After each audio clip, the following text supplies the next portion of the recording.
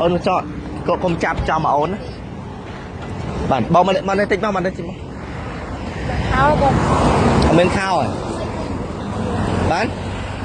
ខោប្រឡោះហ៎យកអីបាំងអូនតិចបងវៃលោហើយបងអីទៅណែបាទចាទៅណាទៅកំពង់សោមជួយកោទៅកំពង់សោមបើសុំគៀបតិចសុំជួយជីឡានហ៎សុំជួយជីឡានកំពង់សោមដីជីកង់ប្រងទៅកំពង់សោមជីឡានទៅមិនអត់លុយជីទៅសុំជួយជីឡានទៅកំពង់សោម 30000 បាទ 3 អ្នកកូនឥឡូវសុំលុយទៅកំពង់សោម 30000ឲ្យថ្លៃឡានគេថ្លៃឡាននឹងអីវ៉ាន់ប៉ុណ្ណឹងអីវ៉ាន់ប៉ុណ្ណឹងលោកព្រះអើយអីទៅណាមិញទៅកំពង់សោមថ្ងៃទៅកំពង់សោមទៅកូនចង់ទៅហ្នឹងហ៎កូនចង់ទៅហ្នឹងអត់អូកូនចង់ទៅកំពង់សោមនាំកូនទៅកំពង់សោមបណ្ដោយចាចង់ទៅហ៎ហើយសង្វាន់ស្គាល់មេធាម22ទៀតហ៎ចាទៅកំពង់សោមបងមកពីតិចប៉ុនឹងអីវ៉ាន់ប៉ុណ្ណឹងថ្ងៃរងថ្ងៃមានទីលំនៅច្បាស់លាស់អត់មានសោះអត់មានទេចាកូន2លោកព្រះអូខេឥឡូវចេះខ្ញុំ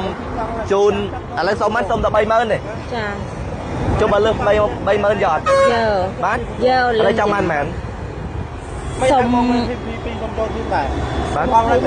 សុំ 20000 អូខេមេធាមអូនណាយកលុយ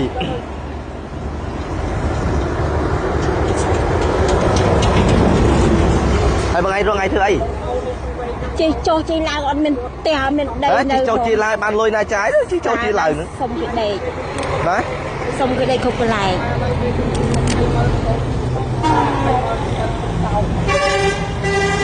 តែណៃចងលើសុំ 20000 ទៅណាចាដល់20នេះខ្ញុំជូន 30000 ចាបាទហើយអត់មានការងារធ្វើឲ្យកូនមិនទៅហើយបានរីបានអាយុប៉ុន្មានហើយបាទ13ឆ្នាំបង13ឆ្នាំឥឡូវ13ឆ្នាំព្រៀបធៀបvới 15បងប្អូន13 15អានេះ13អានេះ15ទៅសុំគេដេកទៅក្នុងទៀតមិញខ្ញុំជីឡានមកខ្ញុំហូរហើយតែខ្ញុំឈប់ម្ដងហើយខ្ញុំក៏បានឈប់ទៅហើយអើយលោកព្រះហើយឥឡូវនេះគឺដាក់ឡានគេទៅចាដាក់ឡានទៅមកឥឡូវឲ្យគេ50000ទៅដល់កំពង់សោម50000ចាដាក់ទាំងកង់ទាំងអីទៅចាហើយទៅកំពង់សោមមានផ្ទះមានអីទៅមិនទៅសុំគេដេកនៅកំពង់សោមនោះទៀតជីវិតបងប្អូននេះចំពេលខ្លះតែខ្ញុំតាមផ្លូវតែខ្ញុំឃើញហើយគឺចិត្តអត់ដាច់ឃើញគាត់ហ្នឹងគឺកូនអត់កូនទូចអត់កៅប្រឡាក់អស់លេងខ្ញុំហើយមើលបានមកគាត់មកបាច់ចឹងមុននេះ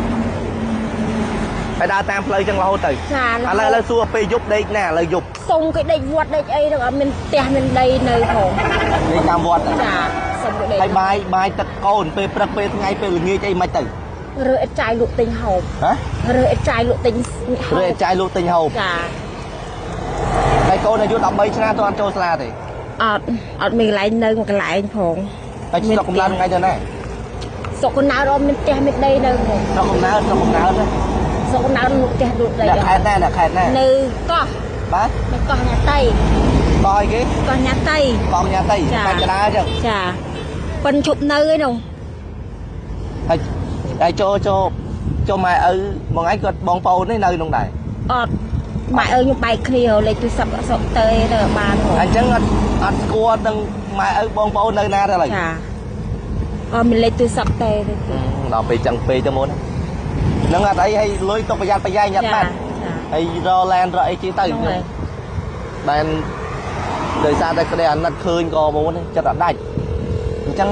សុខសប្បាយបងណាចាហើយកូនដោយសារមិញមុនអាជាស្រ័យដូចគឺពួកគាត់យកទៅឥឡូវដោយសារតែទី1ខ្ញុំអត់ថតទៅអាចជាប់បាទ TikTok ឬក៏ Facebook គឺចាប់អញ្ចឹងក៏ប្រេសយកទៅចងឡានទៅយកមកឲ្យវិញហ្នឹងហើយបងសុខសប្បាយណាបាទដល់ខ្ញុំសុំម៉ៃហើយពូទៅណាវិញខ្ញុំទៅបើកវត្តអតិជននៅកំពង់ស្ពឺហើយចេញពីកំពង់ស្ពឺទៅបើកនៅកប៉ោលទៅណោះបាទអូខេបាទ tao ăn tao មេ